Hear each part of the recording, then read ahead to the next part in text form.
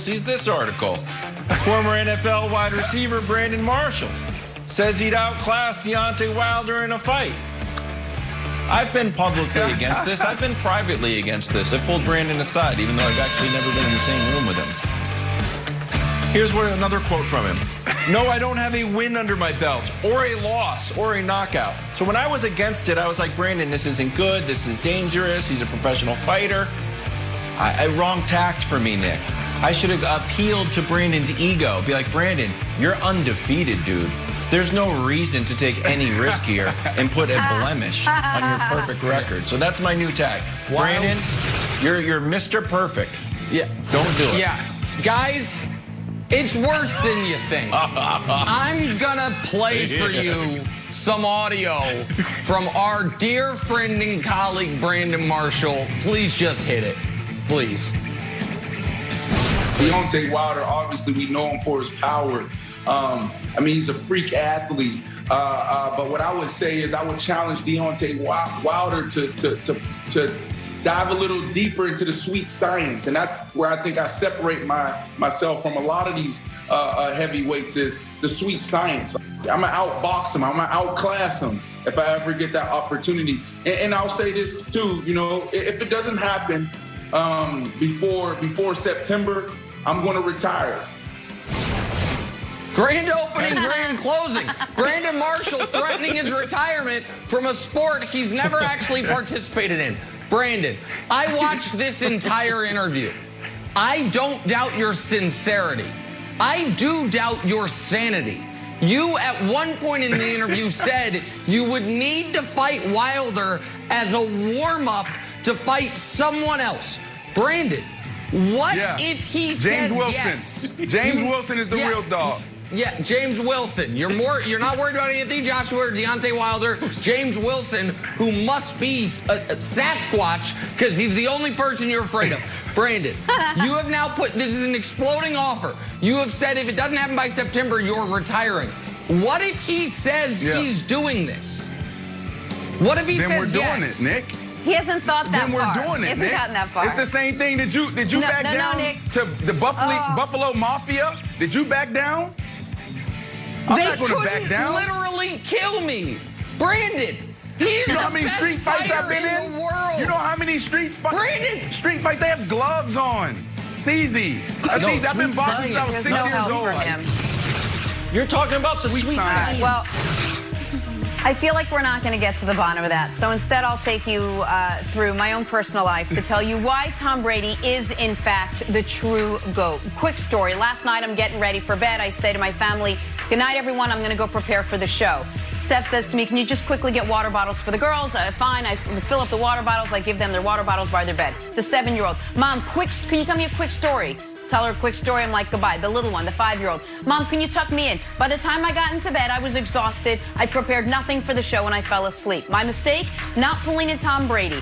Ahead of the Super Bowl, instead of going to one of the bedrooms in his palatial estate down in Tampa, he has literally sent his family away for what will be 12 days ahead of the Super Bowl. Instead of finding quiet time to sleep and stretch and scheme, he sent his entire family out of the house so he could have his 250,000 square foot palatial house so he could do all of his work. That, and only that, is why he is the true GOAT. Not the football, not anything else. That's why Tom Brady can call himself the GOAT. He knows when it's about him. I'm sorry, Jenna. In the house? Tom Brady's house went from a studio apartment size to the size of the Superdome. There is no house that's either of those sizes. Within 40 seconds. Within 40 seconds. Yeah, We are 5 days removed from said Super Bowl in that gigantic place. Chiefs were the favorites to be here. They cruised through the season. For the Bucs, the road was a little bumpier. Yesterday, Bucs linebacker Shaq Barrett turned some heads when he said that Aaron Rodgers, who the Bucs just beat, which is why the road was a little bumpy, and Patrick Mahomes, whom they are about to face, are actually quite similar. Take a listen.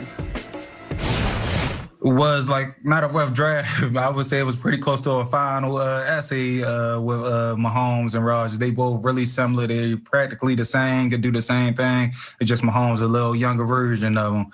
And yeah, just getting to him going to be important for us. But, yeah, like, just stepping up our play at the right time, that's what we're doing, and it's working perfectly. We just got to stay consistent for this last game, and we'll be exactly where you want to be at when the clock strikes 0.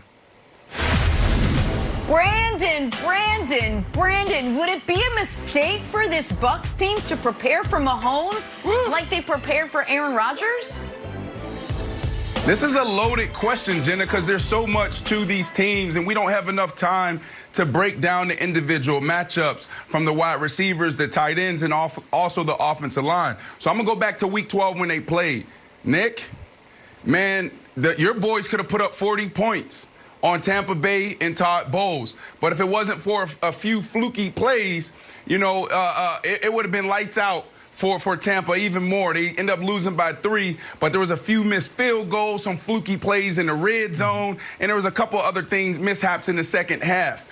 But when you look at that, what happened in the first half, Coach Todd Bowles came out, tried to play one high, played man, and they moved the ball at will. Second half, they end up smartening up, doubling Kelsey, doubling Hill, and playing soft zones and mixing it up, and they had success. So that's what they did against the Green Bay Packers. And why that is critical, because you look at the offensive line. Both offensive line, they're banged up. They're missing tackles. They're missing some of their key pieces up front. So now Shaq Barrett and JPP, they need to be enough to get pressure on Mahomes. You can't blitz Mahomes. You can't blitz Aaron Rodgers. That front four need to be able to get home, because that dude can beat you throwing the ball against the blitz and with his feet and getting outside the pocket. So for that reason, I think if they have the same game plan that they did against Green Bay with doubling Hill and Kelsey at the right time, and then also getting home with JPP and Shaq Barrett, they will have a chance. But they can't come into this game like they did Week 12 in the first half, buddy. Brandon, that's all great analysis. I heard none of it because I was too focused on Shaq Barrett providing our first, let me write it down, bulletin board material. Oh, you hear that, Patrick? You're the same. It wasn't. Same as Rodgers, the man that stole your MVP. That's the a man compliment. that threw a pick at the end of the first half. Oh, it's a compliment. It is a compliment. Oh, I don't know if old Patrick's going to take it as a compliment.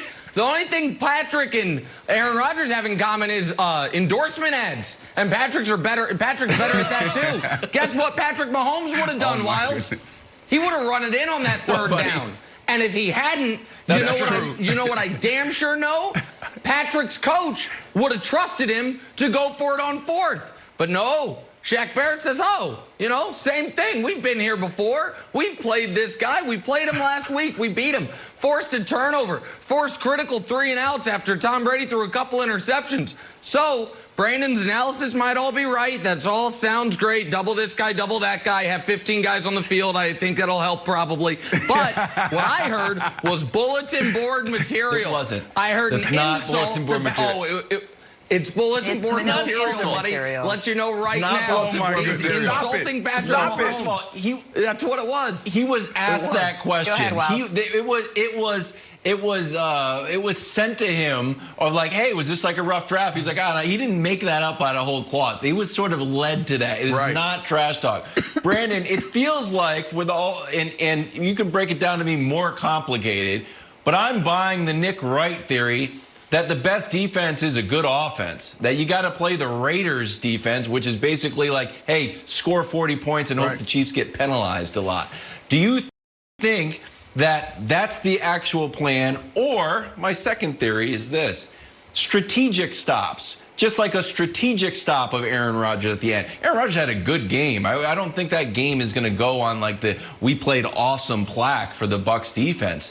But like they had strategic stops that put them in a bad spot. So do you think they're going to have to score a lot, or strategic stops, or a combination of both? I think it's everything, Wilds. I think it's complementary football. You start with special teams, hitting yardage there. You can't have holding penalties. You can't have things called back. So, like, they have to start there and play a clean game. Defensively, you got Patrick Mahomes. You got 3 guys on that offense that are, I think, rated 99 on Madden. That's That's a big deal. You're not going to be able to slow these guys down. You're not going to be able to hold them to under 20. So, yeah, you have to play complementary football there. You have to be able to play bend but don't break defense. You got to play soft zones. You can't let Hill get behind you. You can't let Kelsey have 13 catches on 15 attempts. It can't happen. Absolutely not. And then offensively, Tom Brady, he has to play it.